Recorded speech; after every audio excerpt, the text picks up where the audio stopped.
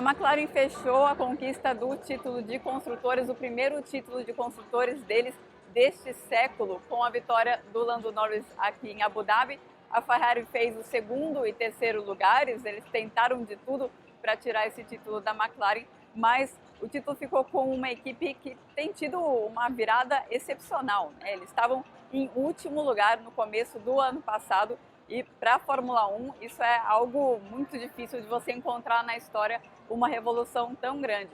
Uma revolução que começou lá em 2016, quando o Zac Brown chegou para tentar reorganizar a casa. A equipe estava meio uma bagunça, estava uma brigalhada entre donos, o Ron Dennis saindo da equipe, uma crise por causa da parceria com a Honda que não deu certo, e o Zac Brown aos poucos foi encontrando o caminho, mesmo com todo esse paddock aqui desconfiando que ele ia conseguir.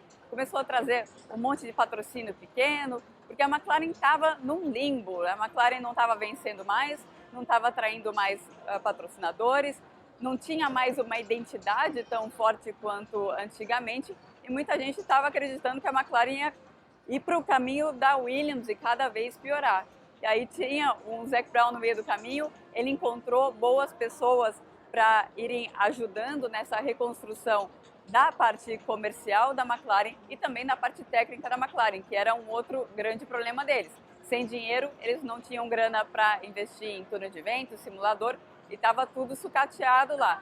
Então ele resolveu primeiro a questão comercial e também contou com a ajuda dos outros donos da McLaren, do governo do Bahrein, e depois foi encaixando as peças da parte técnica da equipe, contratando engenheiros que foram arrumando a casa e mudando a cultura interna da McLaren. Na época de Ron Dennis era muito uma cultura de medo lá dentro da McLaren, de nossa, eu não vou propor alguma coisa diferente aqui, porque se não der certo, a culpa vai ser minha, a minha cabeça vai embora.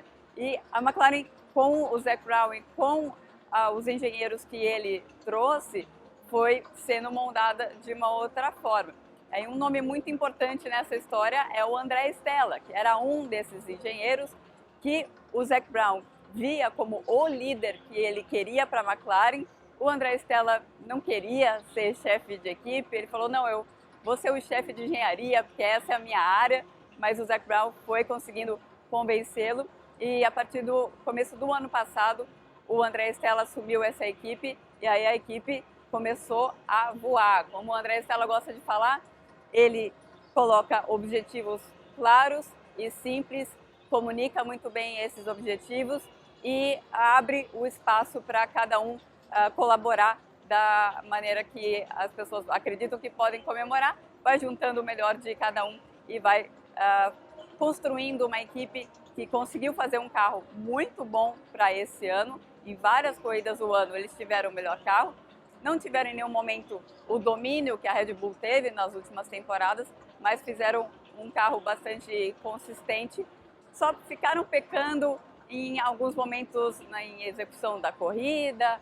estratégia, os pilotos ainda não 100% maduros, mas esse é a próxima missão do André Stella na McLaren, para fazer com que a McLaren se torne aí uma potência mesmo, né? Uma equipe boa, um carro muito bom para lutar de novo pelo campeonato de 2025. Inclusive, o Lando Norris disse, parabéns para a equipe, né? Muito bom essa jornada, ele que está há muito tempo na equipe, já passou por vários altos e baixos, e a gente ganhou dessa vez, e o ano que vem vai ser eu. O ano que vem, eu que vou ganhar esse campeonato de construtores. Vamos ver, de construtores não, de pilotos. Vamos ver o que acontece. A Ferrari, com esse segundo e terceiro lugar, e principalmente o terceiro lugar do Charles Leclerc, que largou em penúltimo e já estava em oitavo na primeira volta, fez uma largada excelente o Leclerc, uma corrida excelente o Leclerc, e essa despedida do Carlos Sainz com mais um final de semana muito consistente, mas a Ferrari, pela primeira vez em muito tempo, chegando no final da temporada forte. Eles, nesses últimos 14 anos que eles não estavam lutando pelo campeonato até o final, aconteceu muitas vezes isso, né? De eles começarem bem a temporada e depois caírem. E nesse ano foi exatamente o contrário, é algo promissor para a Ferrari para o ano que vem, promissor para o Lewis Hamilton, que vai assumir aí o cockpit do Carlos Sainz no ano que vem. O Hamilton, que teve um final de semana muito emocionante, ele estava vindo meio cabisbaixo das últimas corridas, é claro, as coisas não estavam saindo do jeito que ele gostaria com a Mercedes, mas teve um monte de homenagem aqui e várias vezes ele falou o seguinte: eu queria estar presente nesse final de semana.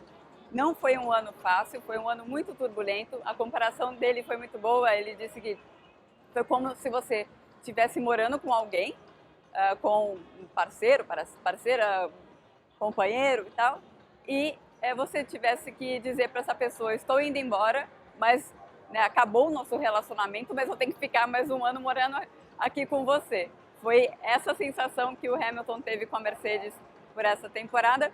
Depois, no final da corrida, teve uma homenagem, né? Ele pôde fazer uns zerinhos na pista e depois ele sentou, se ajoelhou do lado do carro e colocou a mão no carro. Eu perguntei para ele o que você estava pensando ali e ele quase se emocionou, falando que ele estava tentando voltar num filme de tudo que aconteceu com eles e tentar agradecer naquele momento por essa jornada dessa parceria, que é a parceria mais vencedora da história da Fórmula 1.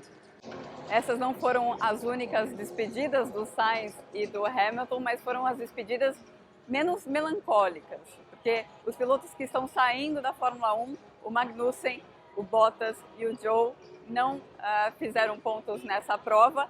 O Bottas e o Magnussen, inclusive, se encontraram e bateram durante a prova.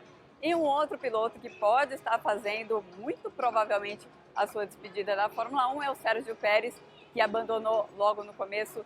E pela primeira vez o Pérez deu a entender: talvez a minha situação possa ser complicada para o ano que vem. É esperado que haja uma reunião na Red Bull nessa semana para definir o que vai acontecer com o Sérgio Pérez, se ele fica como embaixador, enfim, qual é o futuro do piloto mexicano. A Fórmula 1 agora volta só em março do ano que vem e com uma novidade muito boa para os brasileiros, porque o Bortoleto está graduado para a Fórmula 1 e vai ser piloto da Sauber no ano que vem. Uau!